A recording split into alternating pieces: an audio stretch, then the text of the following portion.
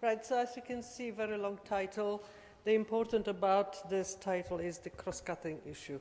The cross-cutting issue is the first thing that is now in Horizon 2020. It means that it's not just about women, it is about transport, it's about energy, it is about environment, it is about everything. This is an innovation that nowhere else in the world has happened.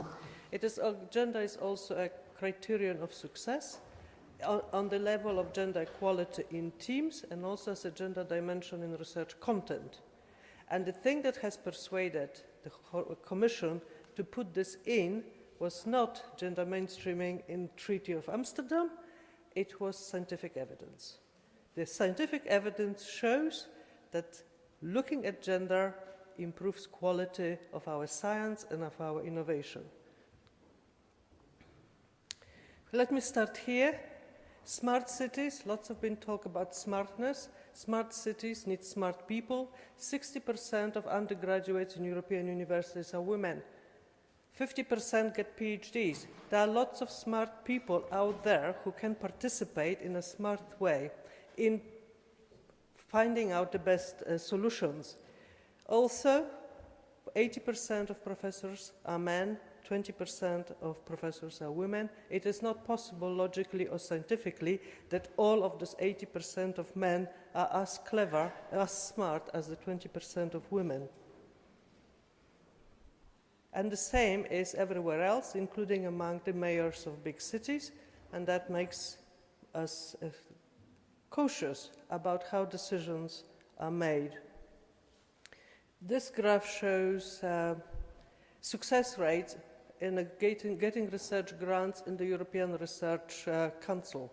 That are very prestigious grants that are given to individuals, and this figure shows that systematically over the last 10 years, men were more successful in getting research grants. So these grants are evaluated by scientists. Scientists are trained to be objective and rational. Scientists do not objectively and rationally examine merit. And the evidence for this came out from the Yale study 2 years ago, where 130 professors were asked to evaluate an application for a job. Only the name was changed from John to Jennifer, otherwise the application was exactly the same. Both women and men professors preferred to employ the men.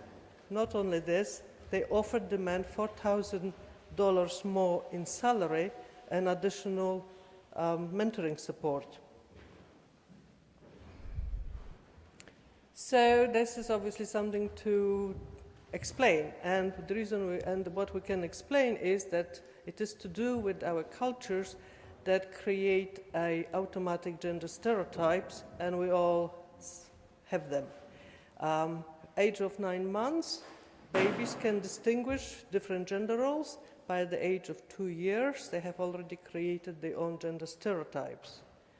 And so this is a catch-22 situation. We are basically feeding the same cultures that propagate the same things with the gender bias that favors the success and values men more. And this happens for women and for men. So I'm not blaming anybody, because there is a study going on in America where you can go on the internet to check whether you are gender biased. About 1 million people have taken this test. 70% identified being a scientist with being a man. So this is all in a society, and it's very hard to change society. And the only way, therefore, that we can overcome those influences is, as many people have said here, by involving people as participants in the process of technological change. And this is the reason why we need to have different people involved, and diversity of ideas and diversity of problem-solving styles. Women and men are not different cognitively. If there are differences, they are very, very small. So it's not because women are brighter than men. It is because we develop different ways of solving problems. So people went to the laboratories and observed how scientists work, and they find out when everything goes well, basically there's no difference. As you would expect, because after all, scientists are trained on a scientific method. But when experiments went wrong, then women adopted different strategies to men. Women wanted to really understand what was happening. Men just wanted to find another methodology, so they got the results that they wanted. So we need both strategies. We need other strategies of problem-solving strategies, because we have a bias in the knowledge and we make a biased assumptions, and what comes out will depend who is in the room. And also studies in America that looked how teams work found out that the collective intelligence of a group correlates with the gender balance of that group. So what really happens is that women are much more sensitive to the communication cues. So when we're sitting in a group, women kind of see that someone else wants to talk, so more ideas go on the table, and that means that not one idea dominates the planning. And here's this kind of a situation that we really need to understand all the needs. We really need to understand what should be connected, because otherwise the outcomes are not going to be good. So here's just a sum list, which basically just to stress that cities are for people, and people are not abstract concepts. They really have concrete needs, and those concrete needs have to be taken into account. And there's a research evidence, thousands of it, to put empirical data on each one of those lines that is there.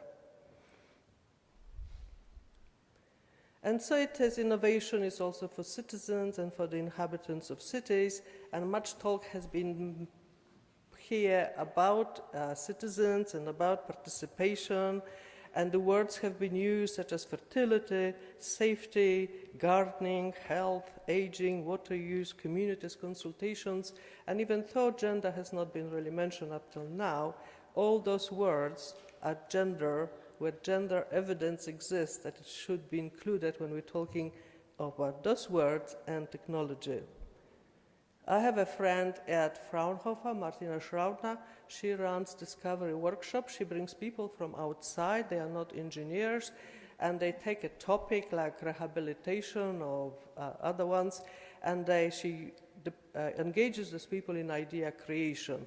And then the ideas are taken to the engineers at Fraunhofer, and they decide whether these are good ideas or not. In the latest exercise, which was about rehabilitation, 100 ideas were created. They were taken to the engineers. They said 70 can be implemented immediately, and quite a few engineers were surprised about, because they were just wouldn't consider it. So we were talking about various things here yesterday, and aging, and there are certain things that have to be taken into account. 70% of people over among people over 70% are women. Okay? And so we need to look at gender just simply using the evidence that we have, and use the participation of people as well. So what really persuaded, as I said, the Commission and the European Parliament why we have to look different at gender that we have looked up till now, is this. As you look at the research process, at each stage, there's evidence that shows that it is not as excellent as scientists will assume. Science has always assumed science to be gender neutral. This is an illusion. This is an illusion that basically hides the fact that most evidence that we have is for men and not for women, because women were excluded from research for a very long time. And most of the studies that required human participation were done with male medical students aged 20, healthy, 20-something. And a lot of standards that we have are based on male data, are part of maybe one or two areas. Everything we know about breast cancer comes from women, and yet it is then extrapolated to breast cancer in men. So this is that kind of evidence that is suddenly generated a great deal of interest, not only among the politicians, but also as an opportunity to open new markets for science knowledge. So the thing that we have learned while we talk about gender, and there is of course sex, which sex deals with the biological, physiological differences, and gender deals with the social differences, and it's all encompassed in the environment, and you cannot really separate them at all because your biology or physiology actually also responds to the social pressures that you are in. And of course, human beings live in an environment and they affect that environment and the environment affects them. So the only correct way to look at those things is to combine them and see how they interact. And I'm not saying that there are always differences. Clearly, there are sometimes similarities, and that's what we really need to know. So let me just have a transport. Women have a 47% higher risk of suffering serious injury in a car crash than men. There are three things that happen in a car crash. A car goes into a barrier.